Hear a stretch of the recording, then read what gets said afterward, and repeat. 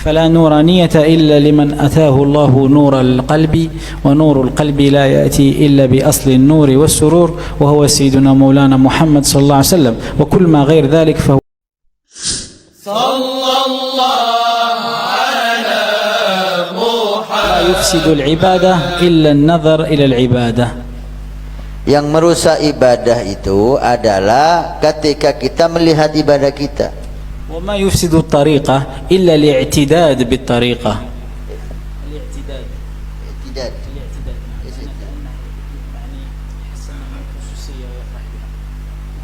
Yang merusak ibadah ketika kita melihat ibadah kita, kita agungkan ibadah kita. Dan yang merusak tariqah ketika kita merasa lebih baik dari yang lain karena tariqah kita.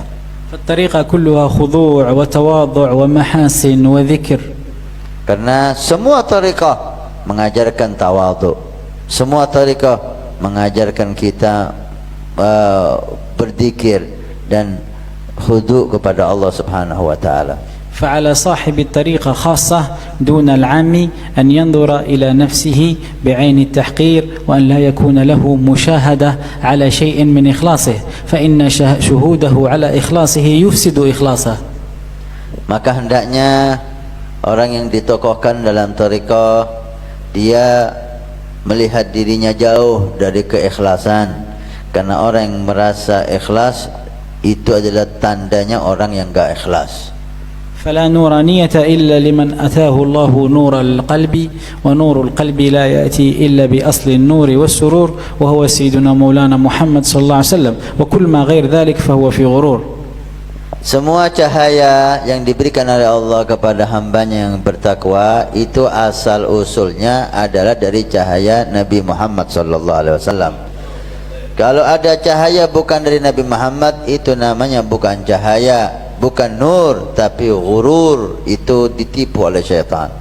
ولا نتأسف لما نسمع أحدهم يقول شيخي فلان وزاد في كذا وتوفي في كذا وصنع كذا، ولو سألته عن الحسن لا يدري عنه شيء، وعن الحسين لا يدري عنه شيء، وعن ثوبان نفسه، وعن ابن عيينة، وعن مالك، وعن سيدنا محمد صلى الله عليه وسلم متى كانت غزوته ما صنع فيها، تراه لا يدري معظما لطريقه تاركا لطريق رسول الله.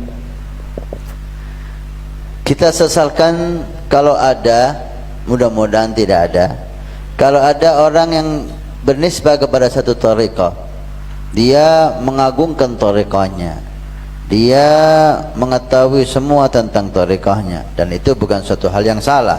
Tapi ketika kita tanya tentang sahabat-sahabat Nabi, dia tidak mengetahui sedikit pun. Ketika kita tanya tentang Sayyidina Al-Hasan Al-Husain, cucu-cucu Nabi, dia tidak mengetahui sedikit pun.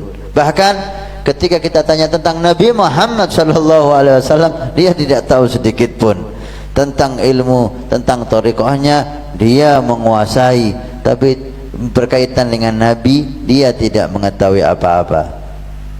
فكيف تثبت فيه صفة المحبة وهو لا يستخبر عن أخبار محبه ولا عما يحب محبه ولا عما يأمر به محبه ولا عما يأمر بتركه محبه. Tadi kita sudah membahas bahwa cinta kepada Nabi ada asas agama ini, asas semua tariqah ini. Bagaimana orang bisa dikatakan cinta jika dia tidak tahu tentang siapa yang mau dicintai, tidak faham bagaimana cara bersikap dengan orang yang dicintai. على أن لا يفهم هذا القول أنه ذم للطريقة، بل هو مدح للطريقة الحقيقة وذم لمن يرى الطريقة محل استيفاء في غير محله. Ini adalah qudhun fi tariqah, sesuatu hal yang jelek bagi orang yang mengikut tariqah jika tidak mengenal Nabi Muhammad sallallahu alaihi wasallam. فمرجع الأمر ومناطه التأسي بسيدنا مولانا محمد صلى الله عليه وعلى آله، وميزان الشرع فوق كل طريق، فسيدنا محمد صلى الله عليه وسلم أتى به ثم استنبط منه أهل الفضيلة طريقة وأوصلهم الله إلى حقيقة، فذلكم ميزانكم الذي تزينون به. هكذا قال أكابر أهل الطريق. Sehingga kita bisa menggarisbawahi bahwa semua ajaran siapapun itu harus kita timbang, kita ukur dengan timbangan syariat. Sesuai syariat apa tidak, dianjurkan syariat atau tidak. Karena syariat di atas semua thariqah, tidak ada satupun yang di atasnya syariat. Semuanya di bawah syariat Nabi Muhammad sallallahu alaihi wasallam. لذا وجب في مرشد الطريق أو مقدم مرشد الطريق أو من انتسب إلى الطريق زيادة في تعظيم هذا الأمر وهذا الشأن، وأن يعلم أنه ممن اصطفاهم الله من أهل الاعتناء بالأذواق والشهود وأحوال القلب. Maka bagi seorang mursyid atau muqaddam atau pengikut thariqah apapun, hendaknya dia lebih memperkuat hubungannya dengan Nabi Muhammad sallallahu alaihi wasallam, karena dia mendapat nikmat khusus di antara orang awam dengan nisbahnya kepada salah satu thariqah. وأن يكونوا محل مزيد اعتناء بالسنة النبوية الغراء وبالشريعة الطاهرة حتى تصفو بواطنهم من الكوادر، وحتى تكون الطريق لهم محل طريق حقيقي ومسلك عظيم يوصل إلى الله عز وجل إلى ميادين العرفان وإلى حقائق المشاهدة.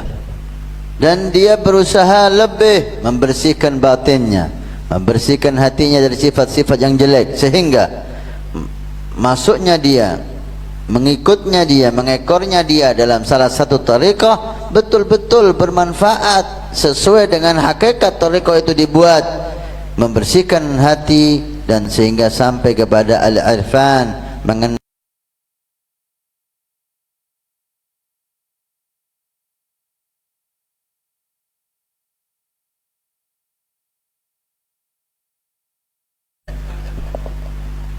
Maka saya cukupkan di sini seperti yang dikatakan oleh